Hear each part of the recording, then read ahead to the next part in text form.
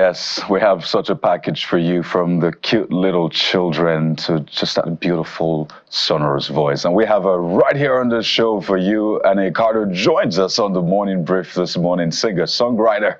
Hi, I saw the way you were beaming with smiles watching the children. You couldn't help it, could you? They were so cute. And the whole time I was just like, whoa, that's so cute. Do you miss being a child? Um, yeah, everything was way easier than now, definitely. Yeah.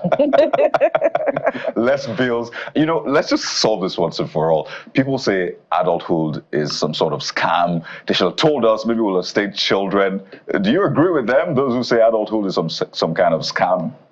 Yeah, because I feel like when we were kids, we were like, yeah, we have plans, or we're going to be 20, we're going to do this, that, that. And I feel like we were really, like, delusional.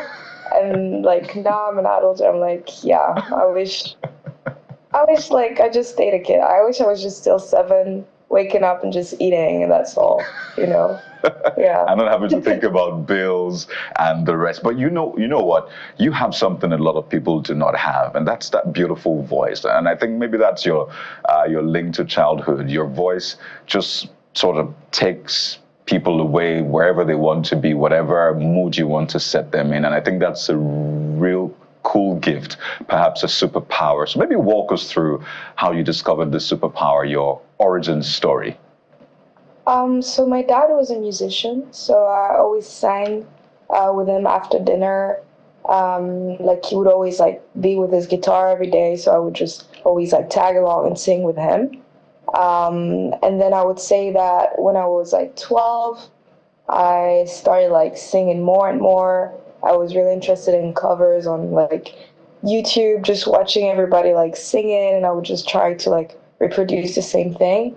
And I think it just kept going and going. Like after that, I also like started learning like piano and the guitar. So my voice kind of like was shaped around it as well. So yeah, I think it all comes down to my father, definitely. And then I just kept learning with like all the media I could have access to. And, besides your beautiful voice, many do not also know that you're able to speak about 3 languages. Am I correct? French, 4 English, languages, actually. Spanish, and Portuguese. Well, if we have time, maybe you tell us how you were able to achieve that feat. But we also know that you've done a very powerful collaboration with Nigerian singer Asake. Is it So Janelle or My Heart? One of the two. So talk to us about the power of collaborations and how you are able to, fuse with Afrobeat and get into that mainstream Nigerian music where you're gradually gaining acceptability. So first of all, collaborations are really, really cool because I feel like it just allows me to learn so much from a genre like that I'm not really exposed to or that I'm not fully educated to. Educated too. And so it was really cool. Like I got to learn a lot, and it was really, really nice to work with Asake. It was like such a nice and inspiring person. I've learned so much about like rhythm, singing, like a different approach to music that I think I was not really exposed to, and it was really, really nice. And yeah, I'm still super excited to just like get to know and to have this privilege of like meeting really amazing artists like from Africa, knowing that I'm from Africa, especially from Nigeria, because like I grew up listening to a few Nigerian music. So it's definitely like a cool thing, and I'm really, really grateful for that. I'm curious, what tickles your fancy about Nigerian sound that you think you are integrating into your own sound? I think I'm still trying to understand it, and I think I'm still trying to absorb it.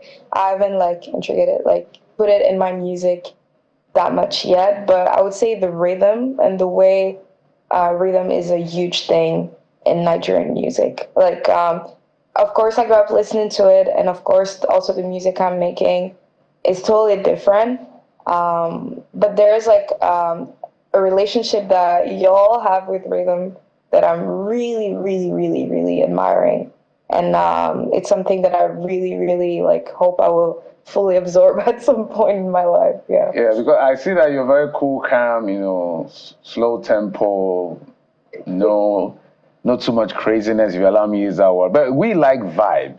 So I'm trying to see whether there can be a middle ground, some sort of. But walk us through how you got introduced to the kinds of music you do and why you like to stay within that space and what it helps you to express. I would say once again, my dad. When I was like 10, I found like an old iPod that he had with like probably 7,000 songs, going from Bob Marley to Ella Fitzgerald. So I think I already like had this sound around me a lot. I also grew up listening to a lot of French music because my dad is French, so it's a lot of like slow music, like waltz and stuff. So I think that's how I really got sensitive to it, I would say. I feel like expressing myself in this genre is easier, and I really like it because I feel like I need a lot of like calm to express all the trouble I might go through sometimes.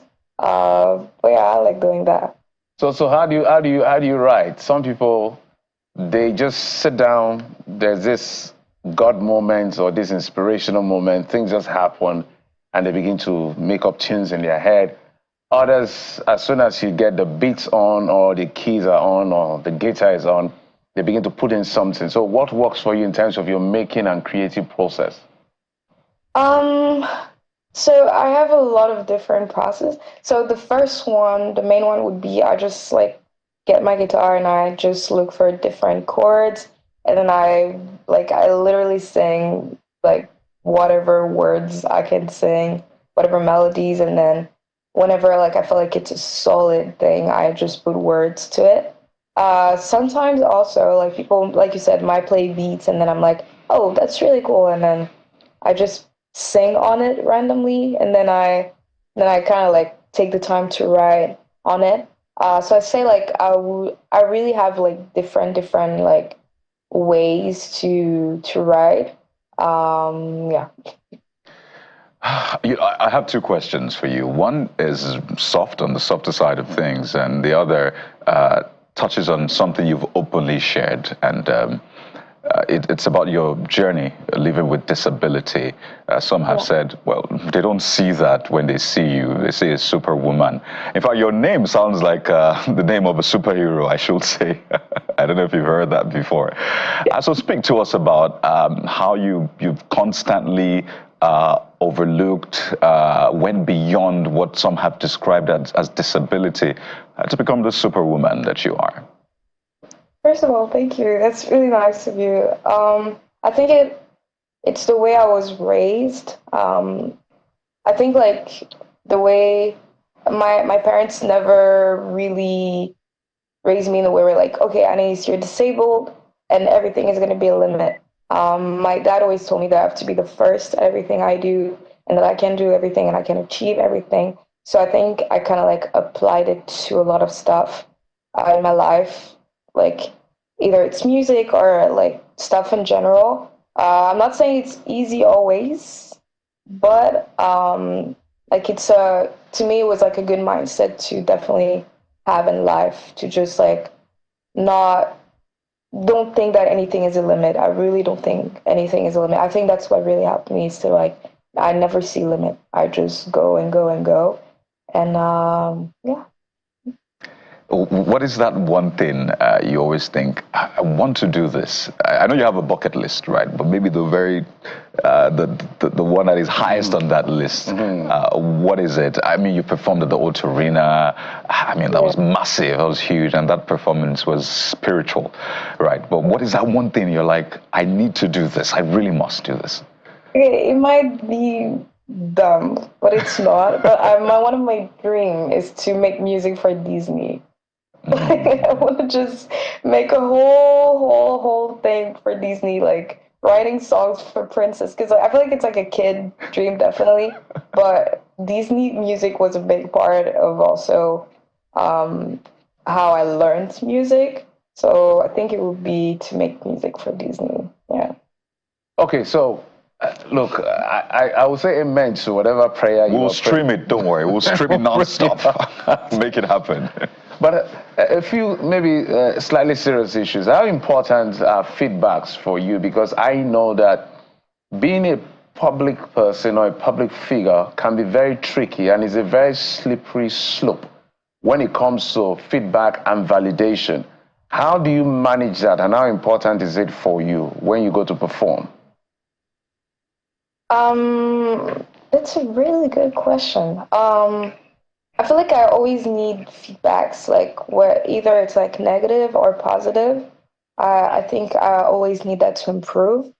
So like I'm always the one to ask questions and to be like, what did you think? And like I'm always asking a lot of questions because also like as an artist, it's easy to doubt a lot. When it comes to validation, I feel like when I started, it was a big part of like um, my journey. Like I feel like you always seek that, and then at some point, you just know that you're the one who can validate yourself, and that if you don't do that yourself, you cannot count on people to do so.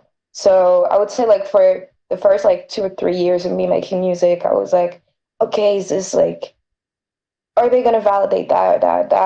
And now I'm just like, look, I'm gonna do what I have to do, and if it's good, it's good. I'm taking whatever feedbacks I can have, but I know that I have the final word. So yeah, I feel like I'm still good with feedbacks, but there's like a tricky relationship with validation, definitely. I know you speak those languages you talked about, and there's no way we're going to have you on the program. We won't have a feel of your voice, and maybe you do it in Portuguese, you do it in which other language do you speak? Maybe I'll donate one Nigerian language to you. So it's an open one. It's not an audition, by the way. It's just for you to just express yourself. What sound or what song are you going to do? Or will you do it in Spanish and Portuguese? Just make a decision and let's enjoy it. And I should just sing, Yes, literally. exactly. I can sing in Spanish if you want. Go ahead. There is a song that I learned when I was a kid. It's called Mi Niña Lola. And it goes like, okay, my voice is probably really weird because it's the morning. It's okay. It's okay. You know what? They always do that. They tell you It's my okay. voices, and then they sing and blow you away. So It's okay. We know It's these okay. things. So it goes like, dime por qué tiene carita de pena, que tiene mi niña siendo santa y buena. Cuéntale a tu padre lo que a ti te pasa. Dime lo que tiene reina de mi casa. Tu madre la pobre no sé dónde está. Dime lo que tiene, dime lo que tiene, dime lo que tiene, dime la verdad. It feels like call to prayer or something. That's very dangerous. Ooh. Yeah, playing with those notes, that's really dangerous. No, that's extreme sports right there. Come on. And you didn't just touch on it and leave, you stayed there like you love danger. Come on. And this is morning, right? I know, right? So what happens when you are fully awake, Kylie? Come on. You don't get Jeffrey. She stayed with those It's notes. beautiful. And she kept going. I'm like, can you stop? You're just... So tell us about your favorite Nigerian artist. You're from Gabon, right? Yeah, I'm from Gabon. Yeah. So we had a lot of Nigerian music on TV. But I would say that my dad, once again, introduced me to Asha. So she's the one that like always heard of, that like I knew her song. I would sing them with my father. I would say like the very first was Asha. And of course, like we grew up listening to like Tiwa or even to like Wizkid or like P Square, all these people. But I would say like the main person really really had an effect on me was Asha. Would you love to do music with Asha? I would love to. Like, I'm really fangirling right now, but I would love to. Like, she's amazing. She's really amazing. because I know what right now holds for you. I can only imagine what the future holds for you with this kind of talent, with the traction you're gaining. So I know that in a matter of time, really, it's maybe whether you are willing to do it or not. But that's really great to hear how collaboration is now the name of the game now. Collaborate instead of just competing. And Jeffrey made that point earlier on. So where do you really draw the line? Because they say competition is good in this industry, right? Because it helps you stay on your toes. So you can watch your rear and say, well, I need to do better. So if others are spending 5 hours rehearsing, you'll do 10 hours because you obviously need to be up there. So how do you walk through that as well? So I don't want to collaborate with this person because it doesn't gel, but again, I know collaboration is important. So how does that work for you? I don't think that I don't think that I want to see competition. But I think like there's a world where you can still try to be the best version and still have like still be the best without competition. So I think that's something that I'm trying to always apply. So that gives me less anxiety, definitely. And I think it's good to collaborate, but I think you should collaborate if you see yourself, if you love the thing. Like I feel like collaboration is not something that you're like forced to do. I think like there's still like an integrity to have in it, and so you have to like think the best way. Like, am I learning anything from it? Am I am I like, what can I get from it that can also like feed my art and feed the person that I am? So I think that's how I would think when it comes to collaborations. I don't think I would want to collaborate with everybody, even if I like what they do. I think I want to collaborate with people who can like really feed my soul, literally, musically at least. And I don't know if that answers to the question. Okay, yeah. Again, the world is in a very chaotic space right now. So there's no way we're not going to tell you to sing yet again. So you bring some serenity and calmness, because in the Middle East, there's something going on. In Ukraine, there's something going on. But as an observer of society, what are the issues you're internalizing at the moment and perhaps contemplating on how to creatively infuse it in your sound? Because there's a lot going on in the world. Mm-hmm.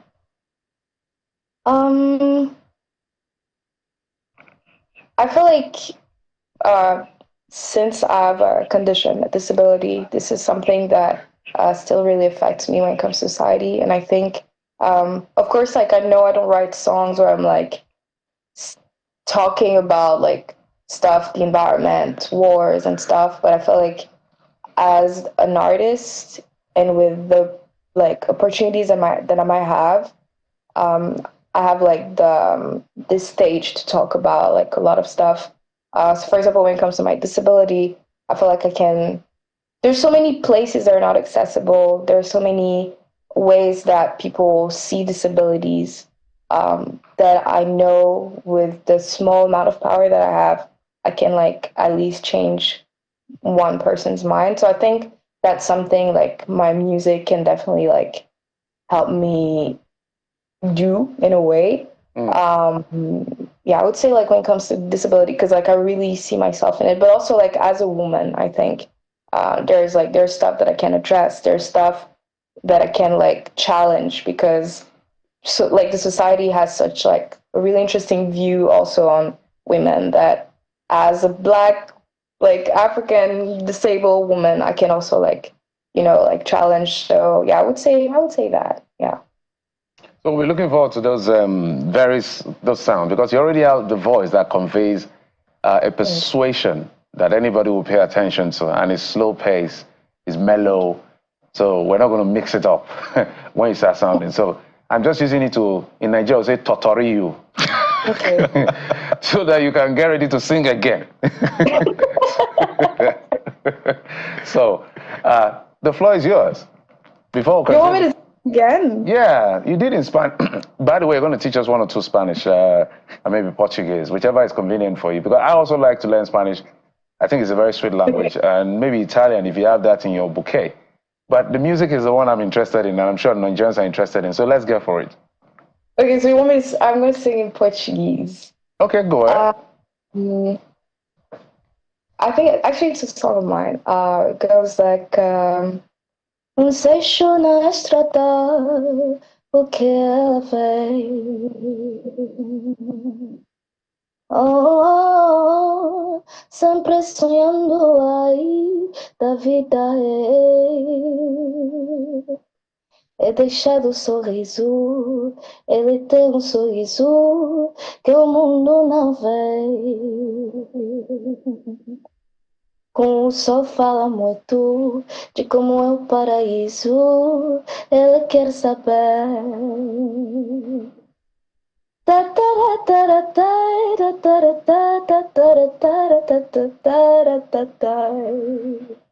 Yeah. We love it. They'll say loves it. You know what's funny? I don't speak Portuguese, but I understand I feel what you just sang. Whatever that. I just understand it. You don't get it. I don't know what I understand, but I feel what you're singing. But for the benefit of everybody, what were you saying? So the song is like it's a song about a little rock that just is on the middle of the road, and it's kind of like basically a song about anything around us matter. So I'm just literally saying like the rock is here. It's here by itself. The rock probably dreamed of going to heaven, of like meeting with the sun, but it cannot because everybody just don't care about it. So we walk on it, we just let it go. But I feel like everything matters and everything should be taken into consideration. When next are you performing in Nigeria, Anais? When next are you performing in Nigeria? If it could be tomorrow, I'm coming tomorrow. You're coming tomorrow? If you have me tomorrow, I'm coming tomorrow. Yay! No, really. And I look forward to it. I'm going to be there whenever We you're in will be Nigeria. there. We will be there, you see. We're coming with our whole family. I hope I'm coming. I really hope I'm coming. Absolutely. Would love to have you, definitely. But we have to thank you so much. Thank you for brightening up our morning. You know, there's a lot of, gloom out there. People are not sure what's going to come at them next. So it's important to have your gift just right in front of their faces and in their hearts as well. So thank you for sharing your light. We've been speaking with Anais. I hope I got that first name correct. Anais, yeah. Anais. Then your last name is Cardot. Yeah, perfect. Yeah, superwoman. Thank you so much for your time. Thank you for sharing your gift with us. We wish you the very best and see you in Nigeria soon. Soon. Okay, bye. Thank you. Bye. Well, you can't say we didn't try for you, right? But you know what? This morning has been all sorts, particularly for those plying the Lagos-Ibadan route. That Long Bridge, Kara, Opik route. This is what is going on. So there you go. As a result of the, will I call it road construction or the remedial work going on, the expansion joint to the Long Bridge, this is what you have. So what you see is a lot of buses now facing what we call one-way, driving against traffic on the other side just because it won't.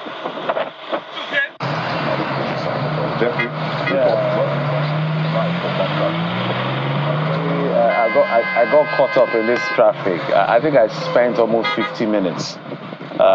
Something that should naturally take me 10 minutes or so. Or less. Less to be here. I spent almost 50 or so minutes to try to catch. I'm sure I couldn't because this is outbound Lagos. Getting out of Lagos. So this is the situation we found ourselves. We don't know how those. I think it started last night or so.